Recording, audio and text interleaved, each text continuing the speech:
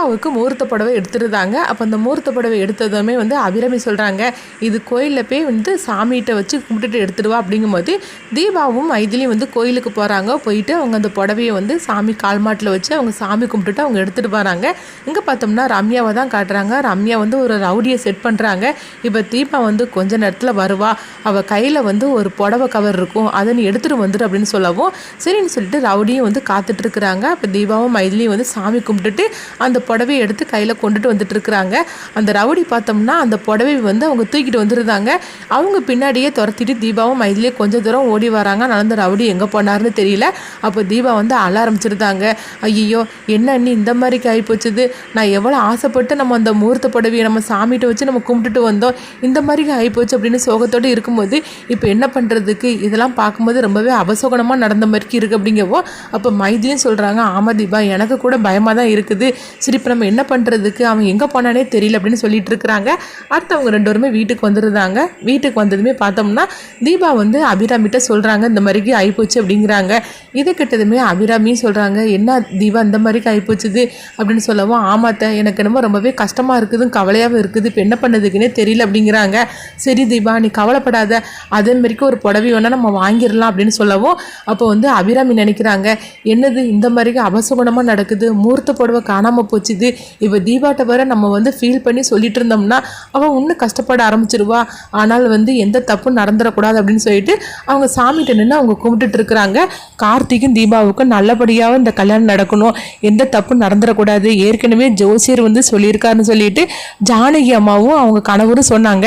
ஆனால் நம்ம உயிர் போனாலும் பரவாயில்ல, தீபாவுக்கும் கார்த்திக்கும் நல்லபடியாக கல்யாணம் நடக்கணும், அதுக்காக நான் என்னன்னாலும் நான் பண்ண தயாராக இருக்கிறேன், ஆனால் முகூர்த்த புடவை காணாமல் போனது என்னமோ எனக்கு ரொம்பவே கவலையாக இருக்குது அப்படின்னு சொல்லி அபிராமி வந்து கண்களையும் அவங்க அழுதுகிட்டு இருக்கிறாங்க.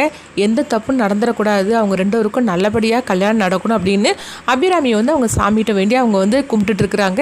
இங்கே பார்த்தோம்னா ரம்யாவை தான் காட்டுறாங்க. அப்போ அந்த ரவுடிகிட்ட கேட்குறாங்க, நான் சொன்ன மாதிரிக்கே அந்த புடவையை நீ வந்து அவட்ட வந்து பிடிங்கிட்டு வந்துட்டேல அப்படிங்கும்போது, ஆமாம் மேடம் இந்தாங்க அப்படிங்கிறாங்க. அந்த புடவையை பார்த்ததுமே ரம்யா ரொம்பவே சந்தோஷப்பட்டுட்டு இருக்கிறாங்க.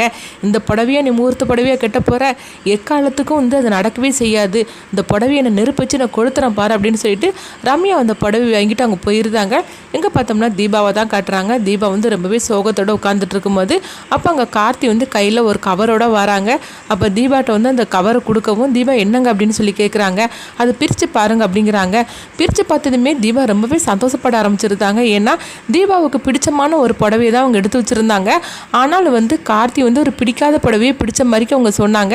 அதனால தான் அந்த புடவை எடுத்தாங்க. அப்போ வந்து தீபா கேட்குறாங்க, ஏங்க நான் வந்து இந்த புடவை தான் எனக்கு பிடிச்சிருந்தது, ஆனால் நீங்கள் வந்து உங்களுக்கு இந்த புடவை பிடிக்கல அப்படின்னு சொல்லிட்டு இருந்தேன்னா பச்சை கலர் புடவை தான் பிடிச்சிருக்குன்னு சொன்னீங்க, ஆனால் எனக்கு இந்த ப்ளூ கலர் புடவை தான் பிடிச்சிருந்தது, எப்படி நீங்கள் வாங்கிட்டு வந்துட்டீங்க அப்படின்னு சொல்லி கேட்கும்போது அப்போ வந்து கார்த்தி மனசுக்குள்ளே நினைக்கிறாங்க, உங்கள் பக்கத்தில் ரம்யா இருந்துட்டு இருந்தா எப்படியும் ரம்யா இந்த முகூர்த்த புடவைக்கு ஏதாவது ஒரு ஆப்பு வைப்பான்னு தெரியும், அதுக்காக தான் நான் பிடிக்காத புடவை பிடிச்ச மாதிரிக்கு சொன்னேன், நான் நினச்ச மாதிரிக்கே ஆகிப்போச்சுதுலாம், இப்போ இந்த புடவை வந்து அவள் தான் ரவுடிகளை வச்சு அவள் தூக்கிட்டு போயிருக்கணும், ஆனால் இப்போ பாருங்கள் நான் நினச்ச மாதிரிக்கே வந்து உங்களுக்கு பிடிச்ச மாதிரிக்கே நான் அந்த புடவை வாங்கிட்டு வந்து விட்டேன் அப்படின்னு கார்த்தி மனசுக்குள்ளே நினைக்கிறாங்க.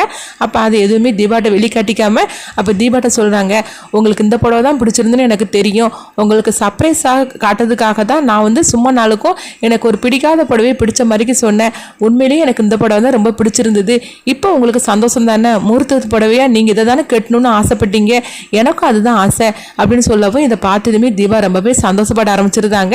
அப்போ பார்த்தோம்னா அந்த புடவை எடுத்துகிட்டு அவங்க வீட்டில் உள்ள அவ்வளோவரையும் கூப்பிடவும் எல்லாருமே வராங்க. என்ன தீபா என்னாச்சு அப்படிங்கும்போது, பார்த்தீங்களா எனக்கு எந்த புடவை பிடிச்சிருந்ததோ அதே புடவை தான் அவருக்கும் பிடிச்சிருந்தது, என்னை ஏமாத்துறதுக்காக தான் அவர் வந்து இந்த புடவை பிடிக்கல பச்சை கலர் புடவை பிடிச்சிருக்குன்னு போய் சொன்னார் அப்படிங்கவோ இதை கிட்டதுமே அபிராமி ரொம்பவே சந்தோஷப்பட ஆரம்பிச்சிருந்தாங்க. கொஞ்ச நேரத்தில் நான் ரொம்பவே பயந்துட்டேன், ஆனால் பயந்த மாதிரிக்கு எதுவுமே நடக்கலை. தீபா எந்த புடவை மேலே ஆசைப்பட்டாலும் அதே புடவையை கார்த்தி வாங்கிட்டு வந்து கொடுத்துட்டான், இதுக்காக தான் அந்த புடவை காணாமல் போச்சோ என்னமோ தெரியல அப்படின்னு அபிராமி வந்து அந்த கடவுளுக்கு ரொம்பவே நன்றி சொல்லிட்டு இருக்கிறாங்க. இதை பார்த்துட்டு மைதிலி மீனாட்சி அவங்களும் தீபாட்ட சொல்கிறாங்க, என்ன தீபா ஆமாம் சொல்லப்போனால் அவங்க ரெண்டு பேருமே வந்து ஒருத்தருக்கு ஒருத்தர் எந்த அளவுக்கு புரிஞ்சு வச்சிருக்கிறீங்க அப்படின்னு சொல்லவும் தீபா வந்து சிரிச்சுக்கிட்டு இருக்கிறாங்க. அப்போ அங்கே ரம்யா வராங்க. அப்போ ரம்யா கேட்குறாங்க, என்ன தீபா என்னாச்சு அப்படின்னு சொல்லி கேட்டுட்டு இருக்கும்போதே கார்த்தி அங்கே இருந்துட்டு இருக்கிறாங்க. அப்போ வந்து தீபா வந்து அந்த புடவையை காட்டுறாங்க, எனக்கு பிடிச்சமான புடவையை தான் கார்த்தி சார் இப்போ வாங்கிட்டு வந்திருக்காரு அப்படிங்கிறாங்க.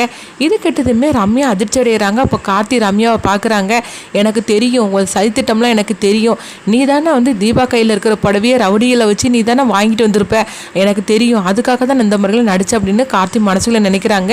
இந்த புடவை பார்த்துட்டு ரம்யா ரொம்பவே பேரதிர்ச்சியோடு இருந்துட்டு இருக்கிறாங்க.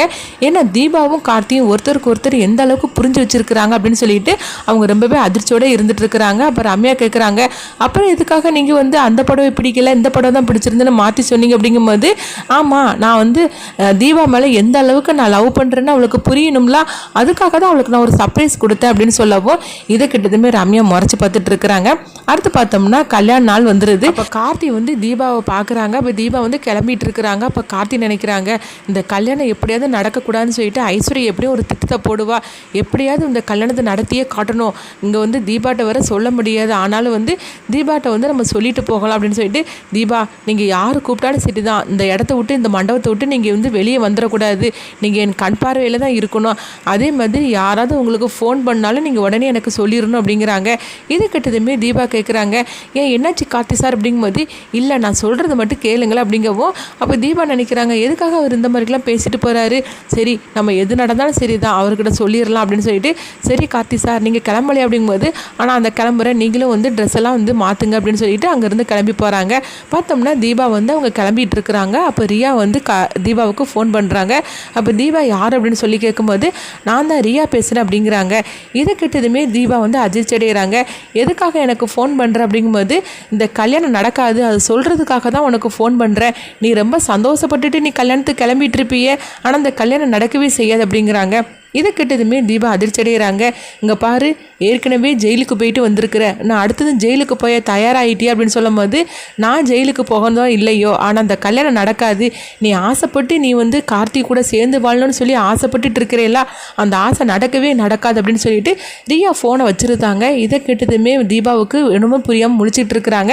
அப்போ வந்து பார்க்கும்போது அங்கே ரம்யா வராங்க. அப்போ ரம்யாட்ட வந்து தீபா சொல்கிறாங்க, இப்படி ரியா வந்து எனக்கு ஃபோன் பண்ணி மிரட்டினா அப்படிங்கிறாங்க. இதை கிட்டதுமே ரம்யா குழப்பமடைகிறாங்க.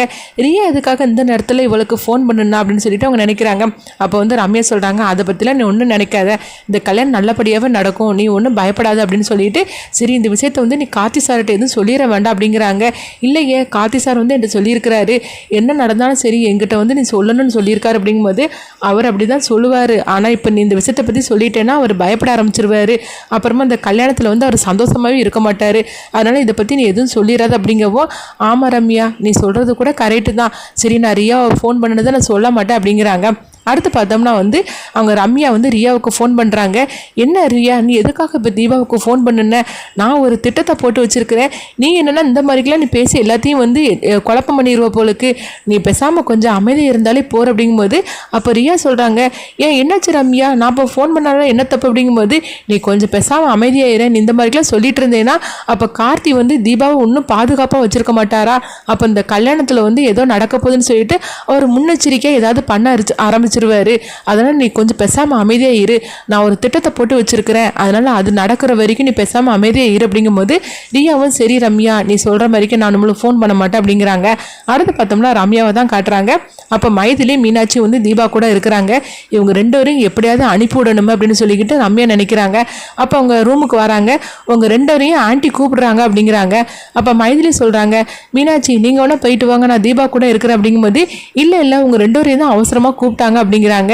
எங்கள் ரெண்டு பேரும் எதுக்காக கூப்பிட்டாங்க சரின்னு சொல்லும் போது, அப்போ தீபா சொல்கிறாங்க, ஆமாம் நீங்கள் ரெண்டு பேரும் போயிட்டு வாங்க, அதான் ரம்யா என் பக்கத்தில் இருக்கிறாள் அப்படின்னு சொல்லும் போது, மைதிலி மீனாட்சி அங்கேருந்து கிளம்பி போயிருந்தாங்க. அவங்க போனதுக்கப்புறம் பார்த்தோம்னா ரம்யாவை தான் காட்டுறாங்க. இப்போ தீபாவுக்கு வந்து ஒரு கூல்ட்ரிங்க்ஸில் வந்து மயக்க மருந்து கலந்து கொடுக்குறாங்க. தீபா இது குடி தீபா அப்படிங்கும்போது தீபா சொல்கிறாங்க, இல்லை எனக்கு வேண்டாம் அப்படிங்கும்போது, இல்லை நீ காலையிலேருந்து எதுவுமே சாப்பிடலை, அப்புறம் கல்யாணம் முடிகிற வரைக்கும் நீ வந்து ஹெல்த்தாக இருக்க வேண்டாமா, அதனால் இந்த கூல்ட்ரிங்க்ஸை குடி அப்படிங்கிறாங்க. இல்லை எனக்கு வேண்டாம் அப்படிங்கும்போது, நீ குடி ஏன் அப்படின்னு சொல்லும் போது, சரி நான் இவ்வளோ ஆசைப்பட்டு தரேன், நான் உனக்காக குடிக்கிறேன் அப்படின்னு சொல்லிட்டு தீபா வந்து குடிக்கிறதுக்காக போகிறாங்க. அப்போ பார்க்கும்போது கரெக்டாக வந்து மீனாட்சி வந்துருந்தாங்க. மீனாட்சி சொல்கிறாங்க, ரம்யா அத்தை ஒன்று எங்களை கூப்பிடவே இல்லையே அப்படின்னு சொல்லுதாங்க. அப்படியா, இல்லையே ஆண்டி உங்களை தான் தேடிட்டு இருந்தாங்க அப்படிங்கவும், அப்படியா நாங்கள் காணலைன்னு சொல்லிட்டு தேடி இருப்பாங்க, மற்றபடி எங்களுக்கு ஒரு வேலையும் இல்லை அப்படிங்கிறாங்க. அப்போ தீபா கூல்ட்ரிங்க் குடிக்கிறதுக்காக போகும்போது மீனாட்சி கேட்குறாங்க, என்ன தீபா கூல்ட்ரிங்க் குடிக்க போறியா அப்படிங்கும்போது ஆமாக்கா அப்படிங்கிறாங்க. எனக்கு கொஞ்சம் தலை பாரமாக இருக்குது, எனக்கு கொஞ்சம் கூல்ட்ரிங்க் தெரிவி அப்படின்னு சொல்லும்போது என்னக்கா இப்படி கேட்குறீங்க, உங்களுக்கு இல்லாத கூல்ட்ரிங்கா இந்தாங்க குடிங்க அப்படின்னு சொல்லிட்டு தீபா வந்து மீனாட்சிக்கு அந்த கூல்ட்ரிங்க்ஸை கொடுத்துருந்தாங்க. இதை பார்த்துட்டு ரம்யா அதிர்ச்சி அடைகிறாங்க. அப்புறம் ரம்யா சொல்கிறாங்க, உங்களுக்கு கூல்ட்ரிங்க்ஸ் தானே வேணும், நான் வேறு வேணால் எடுத்துகிட்டு வரேன் அப்படிங்கிறாங்க. இல்லை நீங்கள் வேணால் வேறு எடுத்துகிட்டு வந்து தீபாவுக்கு கொடுங்க, இந்த கூல்ட்ரிங்க்ஸை நானே குடிச்சிருது அப்படின்னு சொல்லிட்டு மீனாட்சி வந்து இந்த கூல்ட்ரிங்க்ஸை குடிச்சிருந்தாங்க. குடிச்சதுமே கொஞ்ச நேரத்தில் சொல்கிறாங்க, தீபா எனக்கு தலையெல்லாம் சுற்றுற மாதிரிக்கு இருக்குது அப்படிங்கிறாங்க. ஏங்கா என்னாச்சு அப்படின்னு சொல்லிட்டு தீபா பயப்படும் போது என்னென்னு தெரியல, எனக்கு தலையெல்லாம் சுற்றுற மாதிரிக்கு இருக்குது, நான் கொஞ்சம் அங்கே படுத்துக்கிடுது அப்படிங்கும்போது அப்போ தீபா சொல்கிறாங்க, ஆமாக்கா நேற்றுக்கெல்லாம் கொஞ்சம் வேலையாக செய்துட்டு இருந்தீங்களா, அதனால கூட இப்படி இருக்கலாம், சரி நீங்கள் கொஞ்சம் படுத்து ரெஸ்ட் எடுங்க, நான் வந்து கொஞ்ச நேரத்தில் மூர்த்த டைமில் உங்களை நான் எழுப்பி விடுது அப்படிங்கவும் மீனாட்சி வந்து அங்கே படுத்துருந்தாங்க. இதை பார்த்துட்டு ரம்யா அதிர்ச்சி அடைகிறாங்க. ஐயோ நம்ம ஒரு திட்டத்தை போட்டோம்னா இங்கே இன்னொரு திட்டம் நடந்துக்கிட்டு இருக்குது, இந்த கூல்ட்ரிங்க்ஸை வந்து நம்ம தீபா குடிப்போன்னு சொல்லி பார்த்தோம்னா இந்த மீனாட்சி வந்து இதெல்லாம் கெடுத்துப்பட்டால இப்போ என்ன பண்ணுறதுக்கு அப்படின்னு சொல்லிட்டு ரம்யா ரொம்பவே குழப்பத்தோடு இருந்துகிட்டு இருக்கிறாங்க. அடுத்து பார்த்தோம்னா வந்து மைதிலி வராங்க. மைதிலி கேட்குறாங்க, என்னது மீனாட்சி எதுக்காக படுத்துருக்குறாங்க அப்படிங்கும்போது இல்லை அவங்களுக்கு ஒரே தலைவலின்னு சொல்லிட்டு இருந்தாங்க, நேற்றுக்கு வேறு அக்கா வந்து வேலையெல்லாம் செய்துட்டு இருந்தாங்களா, அதனால தான் அவங்களுக்கு கொஞ்சம் தலைவலின்னு சொல்லிட்டு தூக்கம் வருதுன்னாங்க, சரி கொஞ்சம் அவங்க ரெஸ்ட் எடுக்கட்டும் அப்படின்னு சொல்லவும் சரி தீபா நீ எல்லாம் கிளம்பிட்டெல்லாம் அலங்காரமெல்லாம் பண்ணியாச்சுலாம், இன்னும் கொஞ்ச நேரத்தில் எல்லாம் ஆரம்பிச்சிருவாங்க அப்படின்னு சொல்லும் போது அப்போ வந்து அபிராமி அங்கே வராங்க. அப்போ அபிராமி சொல்கிறாங்க, மைதிலி கொஞ்சம் கீழே பார்த்துக்கையன், கொஞ்சம் கீழே எல்லாம் வேலை இருக்குது, எல்லாரும் வந்துட்டு இருக்காங்க அப்படிங்கும்போது சரிம்மா நான் கீழே போகிறேன் அப்படிங்கிறாங்க. மீனாட்சி எதுக்காக படுத்துட்டு இருக்கிற அப்படிங்கும்போது இல்லை அக்காவுக்கு ஒரே தலைவலின்னு சொன்னாங்க, அதான் கொஞ்சம் படுத்துக்கங்கன்னு சொன்னேன், நம்ம கொஞ்ச நேரம் கழிச்சு தானே மூர்த்த டைமுக்கு தான் இருக்குது டைமு, அப்போ நான் அக்காவை எழுப்பி கூட்டிகிட்டு வர அப்படிங்கும்போது அபிராமியும் சரி அப்படிங்கிறாங்க. அப்புறம் ரம்யாட்ட சொல்கிறாங்க, ரம்யா நீ கொஞ்சம் பார்த்துக்கோமா அப்படிங்கும்போது தீபாவை பார்த்துக்க அப்படிங்கும்போது சரி ஆண்டி நான் தான் இருக்கிறோம்ல, நீங்கள் ஒன்றும் பயப்படாமல் போங்க அப்படிங்கிறாங்க. அடுத்து வந்து ரம்யாவுக்கு ஒரு பிளான் படுது, ஓஹோ நம்ம இந்த மாதிரிக்கு செய்திடலாம், இதுதான் ஒர்க் அவுட் ஆகல, அது கண்டிப்பாக ஒர்க் அவுட் ஆகும்னு சொல்லி நினைக்கிறாங்க. அப்போ ரம்யா வந்து தீபாட்ட சொல்கிறாங்க, தீபா நான் கொஞ்சம் கீழே வேலையாக இருக்குது, நான் அது வரைக்கும் போயிட்டு வந்துடுது அப்படின்னு சொல்லும் போது சரி ரம்யா அப்படிங்கிறாங்க. அப்போ ரம்யா போகும்போது அந்த ஃபோனை வந்து அவங்க மறந்து வச்சுட்டு போயிருந்தாங்க. அடுத்து பார்த்தோம்னா ரம்யாவுக்கு வந்து அந்த ஃபோனில் வந்து ரியா பண்ணுறாங்க. இது தெரியாமல் ஃபோன் அடிச்சுக்கிட்டே இருக்குன்னு சொல்லிட்டு தீபா வந்து அந்த ஃபோனை வந்து ஆன் பண்ணி அவங்க கேட்குறாங்க. ஆனால் வந்து ரம்யா தான் பேசுகிறதா நினச்சிட்டு ரியா சொல்கிறாங்க, என்ன ரம்யா தீபாவோட கல்யாணத்தை நிறுத்தணும்னு சொல்லிட்டு நீ திட்டம் போட்டியே, என்னாச்சுது, எல்லாம் நம்ம நினச்ச மாதிரிக்கு நடக்குது அப்படின்னு சொல்லி கேட்கவும் இது கிட்டதுமே தீபா வந்து அதிர்ச்சி அடைகிறாங்க. என்னது ரம்யா வந்து நம்மளுடைய கல்யாணத்தை நிறுத்த போகிறாள் அப்படின்னு சொல்லி அதிர்ச்சி அடைகிறாங்க. பிரியா சொல்கிறாங்க, நீ போட்ட திட்டப்படி நீ வந்து கார்த்தியை தானே நீ லவ் பண்ணிட்டு இருக்கிற, எப்படியும் கார்த்திக்கும் இன்றைக்கி உனக்கு தான் கல்யாணம் நடக்கும்னு சொல்லிட்டு ஒரு திட்டத்தை போட்டிருக்கிறீங்களா, அந்த திட்டப்படி எல்லாம் கரெக்டாக நடந்துக்கிட்டு இருக்குதா, எப்படி இன்னும் கொஞ்ச நேரத்தில் மூர்த்த டைம் ஸ்டார்ட் ஆகிரும், உன் கழுத்தில் தான் கார்த்தி வந்து தாலி கட்ட போகிறான், ஆனால் வந்து தீபாவன் என்ன பண்ணுன அப்படின்னு சொல்லி கேட்டுட்டு இருக்கும்போது இது கேட்டதுமே தீபா பயத்தோட ஃபோனை கட் பண்ணியிருந்தாங்க. என்னது ஃபோனை கட் ஆயிடுச்சுது என்னன்னு தெரியல, ஒருவேளை யாராவது வந்திருப்பாங்களா இருக்கும், அதனால தான் ரம்யா ஃபோனை கட் பண்ணியிருப்பா போலுக்கு அப்படின்னு நினச்சிட்டு அவங்க பார்த்தோம்னா ரியாவும் ஃபோனை வச்சுருந்தாங்க. இதை கேட்டதுமே தீபா வந்து அதிர்ச்சி அடைகிறாங்க. ஐயையோ ரம்யா இந்த மாதிரிக்கெலாம் இருப்பான்னு சொல்லி நம்ம கொஞ்சம் கூட எதிர்பார்க்கவே இல்லை, அவள் இவ்வளோ மோசமானவள் அப்படின்னு சொல்லிட்டு தீபா வந்து ஒரு பயத்தோடு இருந்துக்கிட்டு இருக்கிறாங்க. அதனால தான் ரியா நம்ம வந்து ஃபோன் பேசினாலும் நம்மளுக்கு அதை கார்த்தி சார்கிட்ட சொல்லணும்னு நினைக்கும் போது ரம்யா வந்து சொல்லக்கூடாதுன்னு சொல்லி தடுத்தாளா, இதனால தான் தடுத்துருக்கா போலுக்கு, அப்போ நம்ம கூட இருந்தே இவள் குழி பறிச்சிருக்கிறா, அவள் இந்த மாதிரி இருப்பான்னு சொல்லி நம்ம கொஞ்சம் கூட எதிர்பார்க்கவே இல்லை அப்படின்னு சொல்லி தீபா வந்து ரொம்பவே பயத்தோடு இருந்துகிட்டு இருக்கிறாங்க. அப்போ ரம்யா கரெக்டாக வந்துருந்தாங்க, நான் என் ஃபோனை மறந்து வச்சுட்டு போயிட்டேன் அப்படின்னு சொல்லவும் தீபா வந்து எதுவுமே பேசாமல் அமைதியாக இருந்துட்டு இருக்கிறாங்க. அப்போ பார்க்குறாங்க, பார்த்தோம்னா ரியா வந்து ஃபோன் பண்ணியிருக்கிறாங்க. என்னது ரியா ஃபோன் பண்ணியிருக்கிறா, ஆனால் இது யாரோ அட்டன் பண்ணி பேசியிருக்கிறாங்க, என்னாச்சுன்னு தெரியலன்னு சொல்லிட்டு ரம்யா வந்து ரியாவுக்கு ஃபோன் பண்ணுறாங்க. அப்போ ரியா சொல்கிறாங்க, நான் உங்கள்கிட்ட பேசிட்டே இருந்த ரம்யா, நான் ஃபோனு கட்டாயி போச்சுது என்னன்னு சொல்லி கேட்கும்போது என்னடி லூஸு, நான் அங்கே வந்து உங்ககிட்ட நான் ஃபோன் பேசவே இல்லை, ஃபோன் பேசுனது நீ யாருக்கிட்ட பேசியிருக்கிற, தீபாட்ட தான் இப்போ ஃபோனை பேசியிருக்கிறியா, நான் ஃபோனை மறந்து வச்சுட்டு போயிட்டேன், தீபா தான் இப்போ ஃபோனை அட்டன் பண்ணியிருக்கிறா, அப்போ நீ பேசினது எல்லாத்தையும் அவள் கேட்டுட்டா போலுக்கு அப்படின்னு சொல்லிட்டு இருக்கும்போது இங்கே ரூமுக்குள்ளே வராங்க. அப்போ தீபா வந்து ரம்யா பார்த்து முறைச்சிக்கிட்டு இருக்கிறாங்க. அப்போ ரம்யா கேட்குறாங்க, என்ன தீபா உனக்கு விஷயம் எல்லாம் தெரிஞ்சு போச்சுது போலுக்கு அப்படின்னு சொல்லும் போது தீபா வந்து அதிர்ச்சி அளிக்கிறாங்க. என்ன ரம்யா நீ இந்த மாதிரிலாம் இருப்பேன்னு சொல்லி கொஞ்சம் கூட எதிர்பார்க்கல அப்படி அப்படிங்கவும் அப்போ ரூம் கதவை அடைச்சிட்டு வந்து ரம்யா சொல்கிறாங்க, ஆமாம் தீபா நீ சொல்கிறது கரெக்டு தான், எனக்கு கார்த்தி வேணும், கார்த்தி அடையிறதுக்காக தான் நான் எல்லாமே வந்து நான் செய்துக்கிட்டு இருக்கிறேன், நான் வந்து உன் கூட இருந்துக்கிட்டே நான் வந்து பிளான் போட்டு எல்லாமே செய்துக்கிட்டு இருக்கிறேன், இது எல்லாமே என்னுடைய பிளான் தான், உன் முகூர்த்த புடவை காணாமல் போச்சுதே அது வந்து என்னுடைய ஆள் தான் வந்து நான் ஆளை வச்சு நான் எடுத்துகிட்டு வந்தேன், அதே மாதிரிக்கு அந்த தாலி காணாமல் போச்சுதே அந்த டூப்ளிகேட் தாலின்னு செய்தேனே அதுவுமே என்னோட ஏற்பாடு தான், எல்லாமே இந்த கல்யாணத்தை நிறுத்துறதுக்காகவும் அது மட்டும் இல்லாமல் கார்த்தியோட கையால் என் கழுத்தில் தாலி கட்டுறதுக்காகவும் தான் நான் எல்லாமே பிளான் போட்டு பண்ணிட்டு இருக்கிறேன், ஆனால் கடைசியில் இந்த ரியாவால் எல்லாமே சொதப்பிருச்சுது, எனக்கு கார்த்தி வேணும், கார்த்தி கையால் கெட்டுற தாலி வந்து என் கழுத்துக்கு தான் ஏறணும் அப்படிங்கிறாங்க. இதை கிட்டதுமே தீபா வந்து ரொம்பவே அதிர்ச்சியோட பேச ஆரம்பிச்சிருந்தாங்க. என்ன ரம்யா இப்படிலாம் இருப்பேன்னு சொல்லி நான் கொஞ்சம் கூட எதிர்பார்க்கவே இல்லை, கூட இருந்தே எனக்கு துரோகம் பண்ண ஆரம்பிச்சிட்டியே, நீ எல்லாம் எனக்கு ஒரு ஃப்ரெண்டாடி அப்படின்னு சொல்லி கேட்கும்போது எனக்கு ஃப்ரெண்டையும் தாண்டி எனக்கு கார்த்தி வேணும், கார்த்தி கையால் கட்டப்புற தாலி ஏன் கழுத்துக்கு ஏறணும், கார்த்தியோட மனைவியாக நான் தான் போகணும், அதுக்காக நான் என்னனாலும் செய்ய தயாராக இருக்கிறேன், நீயா விட்டு கொடுத்துட்டேன்னா சரி, இல்லைன்னா நானா ஏதாவது செய்ய வேண்டியது வரும் அப்படிங்கும்போது என்னடி நீ செய்திருவ அப்படிங்கிறாங்க. உனக்கு உங்கள் அத்தை தானே உயிர், உங்கள் அத்தைக்காக நீ உயிரே விட துணிஞ்சேலாம், உங்கள் அத்தையை நான் கடத்திடுவேன் அப்படிங்கிறாங்க. இது கிட்டதுமே தீபா அதிர்ச்சி அடைகிறாங்க.